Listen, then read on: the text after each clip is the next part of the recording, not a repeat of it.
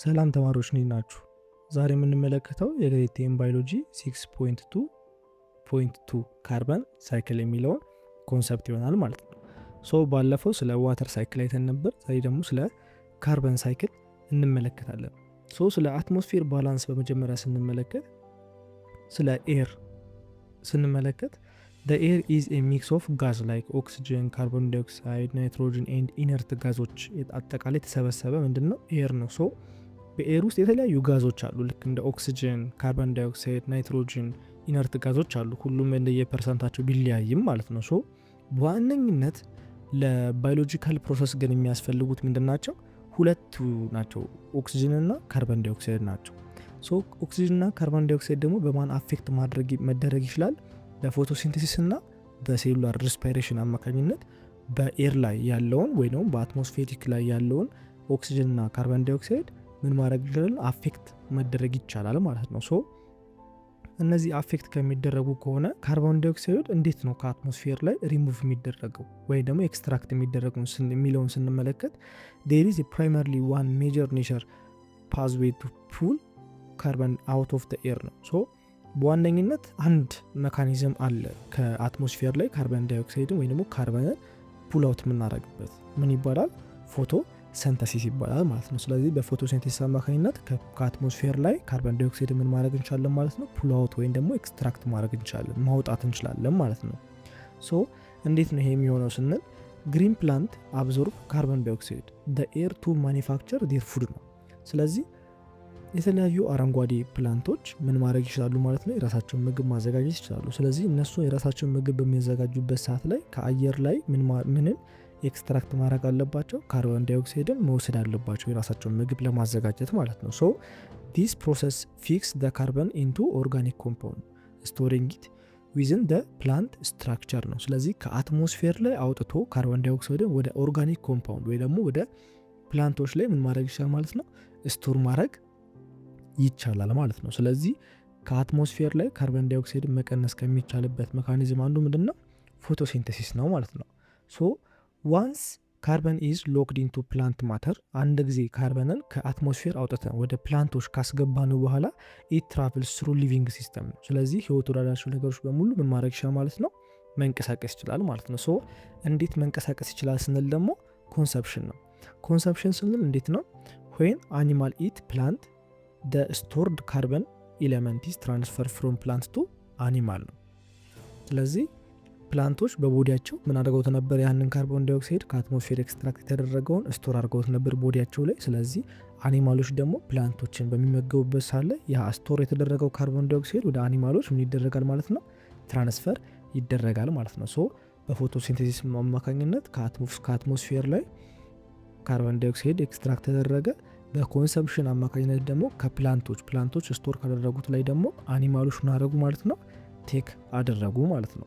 ስለዚህ አሁን ምንድነው ኦንሊ ካርቦን ዳይኦክሳይድ አትሞስፌር ላይ ካለ እንዴት ነው መልሰን አሁን ወሰድ ነው አይደለ? ከአትሞስፌር ላይ እንዴት ነው መልሰን ወደ አትሞስፌር የምንመልሰው? ስለዚህ ወደ አትሞስፌር ላይ ከመለስ ነው በኋላ ሪሳይክል ማድረግ ይቻላል ማለት ነው። እንዴት ነው የምንመልሰው? ካርቦን ዳይኦክሳይድ ሪሊዝ ባክ ኢንቱ ዘ አትሞስፌር የሚለውን ፕሮሰስ እንመለከት ደግሞ ካርበን ሪተርን ዘ ኤር ስሩ ሰቨራል ዲስትሪክት ፓዝዌይ ነው። ስለዚህ በተለያዩ ሜካኒዝሞች ምን ማድረግ ይቻላል ማለት ነው? መመለስ ይቻላል ማለት ነው። ይህ በሚደጋገምበት ሳለ ደግሞ ምን እንለዋለን? ካርበን ሳይክል እንለዋለን ማለት ነው። የመጀመሪያው ሪስፓይሬሽን ነው። ሪስፓይሬሽን ስንል ኦል ሊቪንግ ኦርጋኒዝም ቦዝ ፕላንት ኤንድ አኒማል ሪሊዝ ካርቦን ዳይኦክሳይድ ባክ ቱ ዘ ኤር ነው። ስለዚህ አኒማሎችም ሆነ ፕላንቶች በሚተነፍሱበት ሪስፓይር በሚያደርጉበት ሰዓት ላይ መልሰው ካርቦን ዳይኦክሳይድን ሪሊዝ ማድረግ ይችላሉ። ባይ ፕሮዳክት ኦፍ ብሪዚንግ ኤንድ ሜታቦሊክ ኢነርጂ ፕሮዳክሽን ስሩአውት ዘ ኢንታየር ላይፍ ታይማችን ነው። ስለዚህ በህይወት እስከኖርን ድረስ ምን ተነፍሰው ምንድነው?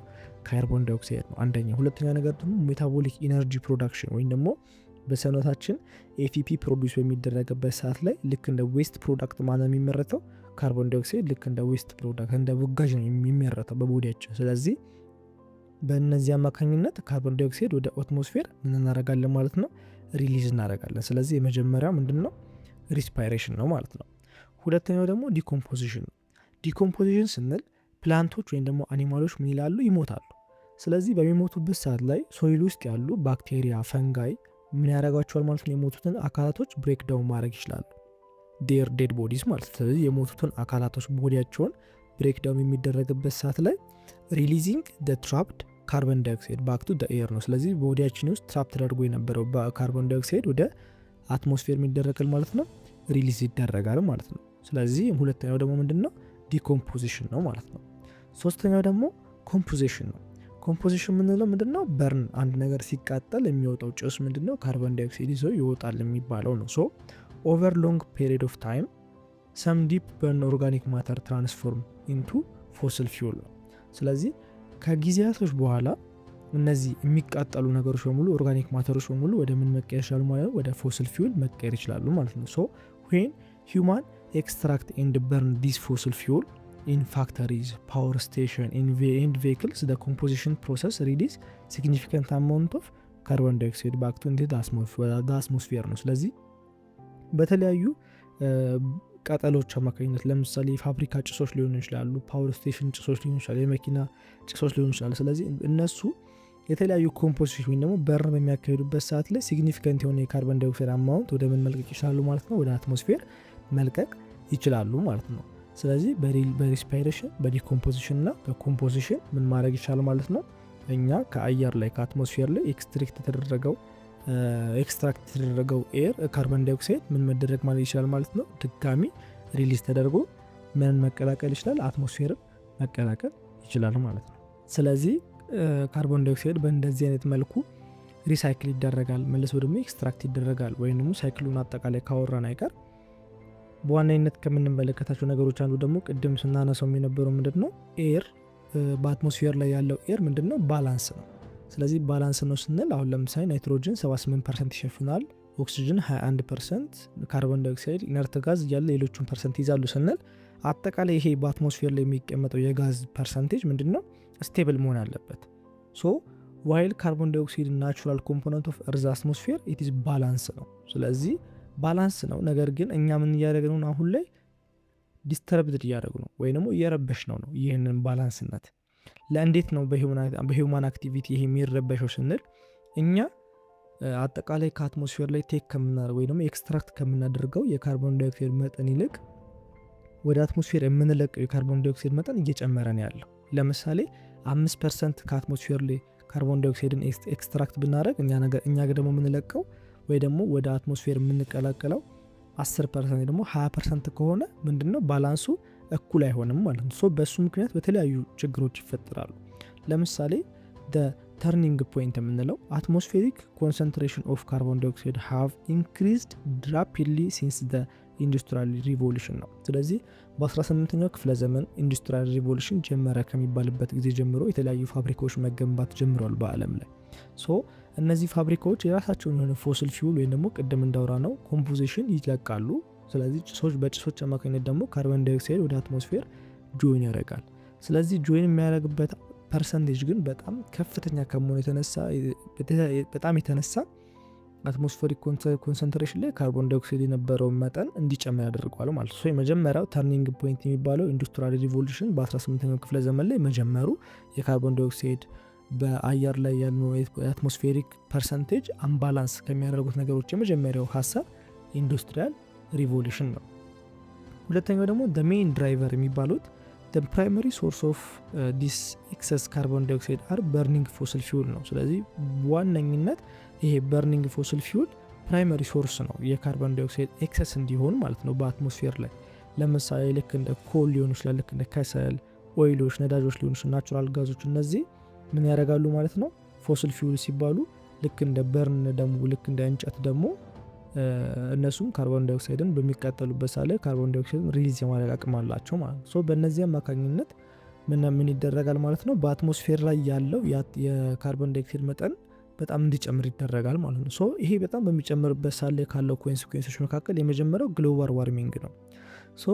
ዋት ኢዝ ግሎባል ዋርሚንግ ስንል ያው የዓለም የሙቀት መጨመር ነው። ይሄኛው ግሎባል ዋርሚንግ የመጀመሪያው ሂት ትራፒንግ ብላንኬት የሚባል ነገር አለ፣ ወይ ደግሞ ኦዞን እንግዲህ ሂት ትራፒንግ ብላንኬት ነው በእርዝ ላይ ማለት ነው። አትሞስፌሪክ ካርቦን ዳይኦክሳይድ አክት ላይክ ብላንኬት ሰራውንዲንግ ደ ፕላኔት ነው በአለም ላይ ወይ ደግሞ እርዝን ልክ እንደ ብርድ ልብስ ሆኖ ከሚሸፍናት ነገር አንዱ ማን ነው? ካርቦን ዳይኦክሳይድ ነው በአትሞስፌሪክ ላይ። ስለዚህ ይህም አትሞስፌሪክ ላይ ያለውን ሰራውንዲንግ ምን ያደርጋል? ሙሉ ለሙሉ ይሸፍናል ማለት ነው። ሶ ኢት ኢዝ አብዞርብ ተርማል ኢነርጂ ራዲኤቲንግ ፍሮም the earth surface and hold it in the rather than let it escape into the space ነው። ከመሬት ሙቀትን ከሳበ በኋላ ምንድነው የሚያደርገው? ሆልድ ነው የሚያደርገው፣ አይለቀውም። ወደ ስፔስ እንዲሄድ አይለቀውም፣ ቢኮዝ የራሱ ባህሪ ስለሆነ ማለት ነው። ሶ በዚህ አማካኝነት በጣም ሙቀት እንዲጨምር ያደርጋል። ግሎባል ዋርሚንግ ደግሞ ያው ዲፋይንድ ስናደርገው ቅድም እንዳወራ ነው it is trapped heat cause rise in overall temperature of the earth surface ነው።